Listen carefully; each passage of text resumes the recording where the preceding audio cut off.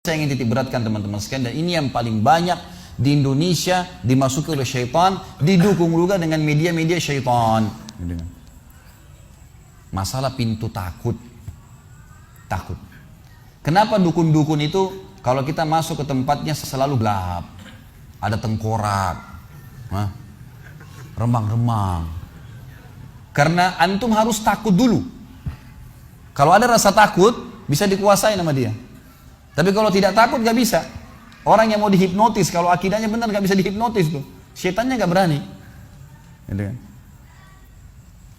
Dan ini kita harus hati-hati teman-teman sekalian, karena pintu takut ini selalu ditunggang oleh syaitan. Saya kasih contoh begini. Kalau ada satu rumah di Indonesia ini, anggap di Bali sinilah, karena antum lagi di Bali. Ada satu rumah teman-teman sekalian, di situ ada orang bunuh diri, gantung diri. Kira-kira mau beli rumahnya nggak? Jawab jujur ya. Kenapa nggak mau? Hah? Setelah saya jelaskan malam ini, beli besok ya. Diskonnya buat saya. Baik. Banyak orang jawabannya takut. Kenapa takut? Ada ruh gentayangan. Baik, simpan contoh itu. Ada contoh kedua teman-teman. Ada satu rumah, tadi bunuh diri ya. Sekarang satu rumah dibunuh oleh perampok. Mau beli rumahnya nggak? Sama juga. Masya Allah cuma 3 orang yang jawab, yang lain berani semua. Nggak mau juga beli. Kenapa? Takut. Ada ruh gentayangan. Teman-teman sekalian, ambil dari saya malam ini. Dengan izin Allah, ini ilmu dari wahyu, bukan dari saya. Tidak ada ruh gentayangan. Nggak ada ceritanya dalam Islam kuburan terbuka pocongnya keluar. Nggak ada itu. Nggak ada tangan dari kloset tarik-tarik orang. Itu semua dusta. Dusta. Perusakan akidah dari media-media syaitan nih. Sinetronnya, filmnya, segala macam. Manusia bisa berubah jadi singa lah, bisa beginilah, macam-macam. Dusta. Dusta. Nggak ada dalam Islam. Nggak ada. Dari mana dalilnya? Nggak ada ruh gentayangan. Baik, dengarkan hadisnya. Hadis yang mulia, hadis riwayat Bukhari. Suatu hari Nabi SAW pernah mengantar jenazah sahabatnya. Waktu jenazah tersebut ditaruh di kuburan, kata Nabi SAW, kalau seseorang mukmin meninggal dunia, siapa orang mukmin teman-teman sekalian? Orang yang sudah menggabungkan antara rukun Islam sama rukun iman. Kalau antum syahadat sudah, muslim, alhamdulillah, sholat 5 waktu, zakat, puasa Ramadan, haji, sudah dikerjain.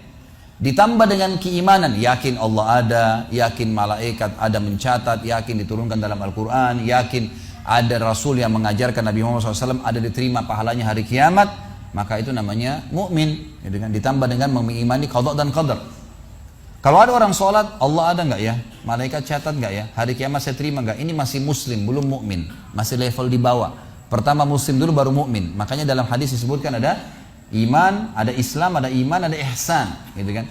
Ini level-levelnya. Nah, kata Nabi SAW, kalau orang mukmin menggabungkan antara rukun Islam sama rukun iman, sholat yakin Allah ada, sholat begini dan seterusnya, maka akan datang kepadanya 3 sosok malaikat pada saat meninggal. Dan ini teman-teman bukan dongeng saya ceritakan, ini hadis Nabi, berita wahyu yang pasti kita semua akan saksikan. Demi Allah ini benar, ini wahyu, gitu kan? Malaikat datang, di kiri kanannya malaikat rahmah yang membawa kain kafan dari surga, yang satu malaikat maut diubun-ubun kepalanya sambil berkata, ya ayyatuhan nafsul mutmainnah irji ila rabbiki radiyatan mardiyah. Hai jiwa yang baik, keluarlah kepada rahmat dan pengampunan Tuhanmu. Kata Nabi SAW, ruhnya keluar lebih mudah daripada air dari mulut kendi, cepat sekali. Begitu keluar, belum sesaat keluar, ditangkap oleh malaikat rahmah, dibungkus dengan kain kafan dari surga, dibawa ke langit. Begitu dibawa ke langit, menembus 7 lapis langit, semua malaikat-malaikat di atas langit sana berkata, ruhnya siapa ini? Sungguh mulia ruh ini. Kenapa? Kata Nabi SAW, karena ruh itu mengeluarkan bau yang lebih wangi daripada bau kasturi. Semoga kita semua insya Allah termasuk. Maka kata Nabi SAW, malaikat rahmah mengatakan, ini fulan bin fulan, namanya yang paling mulia di dunia. Lalu kemudian ditembuskan sampai langit ke-7, lalu kemudian terdengar suara dari langit ke-7. Allah Azza wa Jalla berkata, catatkan hambaku ini termasuk penghuni surga, kembalikan dia di dunia, di sana saya ciptakan, di sana pula saya akan bangkitkan. Diantar ruhnya bersamaan jasadnya, diantar oleh kerabatnya. Baru 3 langkah mereka jalan, dia masih bisa, ruh ini masih mendengarkan suara sendal mereka. Lalu malaikat datang mendudukkan dia lalu berkata, siapa Tuhanmu, siapa nabimu, apa kitabmu? Lalu dia kalau orang beriman, kata Nabi SAW, Allah berfirman, yuthabbitullahu alladhina amanu bil qawli tsabit fil hayatid dunya fil akhirah. Allah akan tetapkan jawaban lisan orang-orang beriman di dunia. Kalau dia belajari agama ini lalu ditanya kenapa kau sholat, kenapa kau puasa, dia akan punya jawaban dari wahyu. Dan di akhirat, kata ulama tafsir, adalah yang dimaksud pertanyaan mungkar nakir atau malaikat di kuburan. Ringkas cerita adalah dia akan menjawab, Tuhanku Allah, Nabiku Muhammad, kitabku Al-Quran. Pada saat dia jawab jawaban itu, teman-teman sekalian, maka tiba-tiba saja kata Nabi SAW, malaikat tersebut membukakan baginya pintu neraka, azab, siksaan, orang teriak-teriak, api yang berkobar-kobar. Dia ketakutan. Kata malaikat, lihat dari apa Allah selamatkan dirimu. Karena kau beriman, kau nggak jadi masuk sini. Ditutup supaya dia tahu nih, kalau dia berbuat salah akan masuk situ. Ditutup, dibuka pintu surga, dayang-dayang, permadani, istana yang luas, luar biasa. Dia gembira. Lalu kata malaikat, kau akan masuk di sini. Maka si mayit tersebut pun berdoa mengatakan, ya Allah, cepatkan waktu karena aku ingin masuk ke dalam surgaku. Lalu datang di sebelahnya orang yang tampangnya gagah, badannya bersih, wangi, saking sempurnanya kata jenazah ini. Ruh ini berkata, siapa kamu ini? Sungguh sempurna ciptaan Allah pada dirimu. Maka dia berkata, diam dulu. Maka dia berkata, gitu kan? Dia berkata, saya amal soleh akan menemani kau sampai hari kiamat. Insya Allah setelah riwayat ini kita sholat. Saya amal soleh akan menemani kau sampai hari kiamat. Maka kata Nabi SAW terdengar suara, ya, Allahu alam di sini disebutkan Allah atau malaikatnya, tapi yang jelas menyampaikan dari Allah Subhanahu Wa Taala, lapangkan kuburan hambaku ini seluas pandangan matanya dan bukakanlah pintu surga baginya setiap pagi dan petang dia melihat. Maka jadilah kuburannya taman dari taman surga sampai hari kebangkitan. Baik.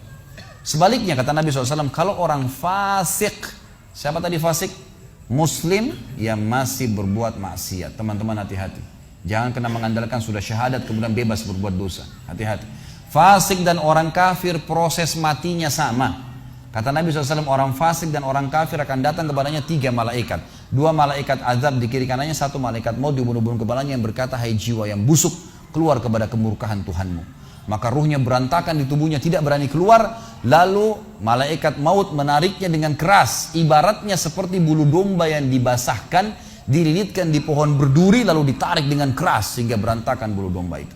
Keluar, belum sesaat keluar ditangkap oleh malaikat azab, dibungkus dengan kain kafan dari neraka, dibawa. Baru langit pertama nggak dibukain pintu oleh para malaikat. Lalu malaikat langit berkata, siapa ruh ini? Sungguh buruk ruh ini. Kenapa? Kata Nabi SAW, karena ruh itu mengeluarkan bau yang lebih busuk daripada bau bangkai. Wa na'udzubillah. Lalu malaikat azab membawa mengatakan, ini ruhnya fulan bin fulan. Ya. Orang yang disebutkan nama paling buruk di dunia. Lalu terdengar suara dari langit. Allah berkata, catatkan hambaku ini termasuk penghuni neraka. Di sana, kembalikan dia di dunia, di sana saya ciptakan, di sana pula saya akan bangkitkan. Di antara ruhnya bersamaan pengantarnya mengantar jenazahnya. Begitu masuk dan 3 langkah. Ya. Orang-orang mengantarnya lewat, malaikat datang mendudukkan dia mengatakan siapa Tuhanmu, siapa Nabimu, apa kitabmu. Walaupun muslim, rekam baik-baik ini. Ya. Lahir dalam keadaan Islam, sesekali sholat, fasik, masih banyak masih tidak tobat sebelum meninggal, sama. Jawabannya kata Nabi SAW dengan orang kafir, innama aqulu kama kana yaqulun nas. Saya nggak tahu, saya cuma ikut-ikut dulu orang bilang apa, nggak bisa jawab. Lalu kemudian dibukakan baginya pintu surga, dayang-dayang, permadani, istana, pemandangan yang luar biasa, gitu kan? Maka dia kagum, kata malaikat, lihat dari apa kau haramkan dirimu. Dulu kau bisa masuk sini, tapi kau tidak mau, ditutup, dibuka pintu neraka, azab, siksaan, orang dipotong, teriak-teriak kesakitan. Lalu dia ketakutan, kata malaikat, ini tempat kau selamanya, kau tidak akan bisa lari. Maka dia berdoa mengatakan, ya Allah, jangan kau cepatkan waktu karena aku tidak ingin masuk ke dalam nerakaku. Lalu datang di sebelahnya orang yang buruk tampangnya, bau badannya nggak enak. Lalu saking buruknya kata jenazah ini, kata ruh ini, siapa kamu ini? Pergi dari saya, sungguh buruk ciptaan Allah pada dirimu. Maka dia mengatakan, tidak, saya amal burukmu yang akan menemani kau sampai hari kiamat. Lalu dalam penutupan hadis Bukhari ada 2 riwayat. Yang pertama, Allah Azza wa Jal ya, mengirim kepadanya malaikat yang tidak punya penglihatan dan pendengaran. Allahu alam bagaimana ini? Yang membawa sebuah besi. Yang kalau besi itu seluruh jin dan manusia bersatu, mau membalik saja mereka tidak mampu. Bayangkan seluruh jin, miliaran, seluruh manusia, miliaran, balik saja mereka tidak mampu. Ini saking kuatnya malaikat tersebut. Maka menghantamkan ke tubuh orang ini, hancur, diutuhkan kembali lagi. Begitu terus sampai hari kiamat. Riwayat yang kedua mengatakan, Allah Azza wa Jal membuat dinding kuburannya merengut tubuhnya, menjepit tubuhnya sampai seperti ini tulang rusuknya. Kembali lagi. Kata ulama hadis digabungkan keduanya. Dipukul sambil diremukkan, dikembalikan lagi. Begitu terus sampai hari kiamat. Maka teman-teman sekalian, dalil ini sebagai penutup dalam sesi pertama materi kita, teman-teman sekalian, dalil ini menjelaskan tidak adanya rugen tayangan dalam Islam. Gak ada. Kita tarik ke contoh tadi. Orang yang bunuh diri tadi berdosa besar bukan? Dosa besar. Berarti dia meninggal sekarang di kuburan lagi disiksa. Gak ada ceritanya keluar ganggu orang atau balas dendam. Gak ada waktu. Hancur, remuk, dikembalikan lagi. Begitu terus. Kemudian juga sama, orang tadi contoh kedua yang dibunuh sekeluarga, kalau dia muslim maka dia mati syahid. Matinya mulia bukan? Mulia. Berarti lagi nikmatin kuburannya taman dari taman surga. Nggak ada ceritanya tuh mereka keluar lagi ganggu orang. Gitu kan. Jadi mulai sekarang beli rumah yang banyak dianggap keramat tuh. Bacain surah Al-Baqarah ada semua syaitannya tuh. Harus yakin dengan sabda Nabi SAW, rumah yang dibaca surah Al-Baqarah tidak akan masuk syaitan. Nggak ada. Takut semua syaitannya. Baik, kita tutup dengan kata-kata saya teman-teman sekalian. Lalu dari mana kalau saya beli rumah saya pernah dengar suara bayi di atas rumah, atap rumah saya. Saya pernah dengar suara cangkul di belakang rumah, pintu bunyi sendiri, gitu kan. Itu semua permainan syaitan yang ada di sekitar rumah itu, atau Anda yang bermasalah. Harus diruqyah. Dibacain ayat, ada sihirnya tuh, mungkin pernah mandi dulu ilmu kebal, mungkin pernah ini, mungkin pernah bersemedi, apalah macam-macam yang khurafat ini, maka dia harus diruqyah. Jadi harus diobatin. Baik, begini contohnya, kalau kita lagi lewatin tadi rumah yang orang ada bunuh diri, ini kalau ada setan di sini marah dengan saya, tapi saya nggak peduli. Emang dia musuh kita. A'udzubillahi minasyaitonirrajim, gitu kan. Allah hancurin mereka, gitu kan. Yang jelas teman-teman sekalian, kalau kita lewat di rumah yang ada orang bunuh diri, gitu kan. Misal pagarnya 10 meter, begitu kita jalan 1 meter pertama, semua setan itu ngerumunin kita tuh. Tuh yang bunuh diri itu perempuan, matanya belalak, rambutnya panjang, keluar darah dari hidungnya. Terus dibisikin. Orang yang takut, manusia yang takut, maka pada saat dia balik ke tempat yang tadi setan bisikin dia itu, dia lihat betul nanti perempuan tuh. Karena dia takut, jadi dia bisa lihat. Yang takut saja bisa lihat, yang tidak takut tidak bakal lihat. Makanya kalau ada temannya jalan di sebelah nggak takut, tanya, kau lihat gak? Dia bilang nggak. Kalau dia bayangkan nenek-nenek, dia lihat nenek-nenek temannya. Permainan syaitan. Maka orang beriman mustahil melihat yang seperti itu. Gak ada ceritanya. Atau dasarnya orang itu kena sihir tadi. Maka bisa melihat penampakan karena ada syaitan yang mengganggu dia. Dan dia dasarnya membuka diri untuk itu. Makanya harus ruqyah, obat. Gitu kan? Ada metode pengobatan, tentu bisa lihat di YouTube, ada ceramah saya, ruqyah syariah.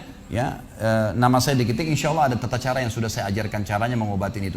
Tapi yang jelas itu semua permainan syaitan, teman-teman sekalian. Dan inilah poin pertama, pintu pertama untuk takut kepada Allah Subhanahu wa taala, artinya semua selain Allah dalam makhluk jangan pernah takut dengan mereka.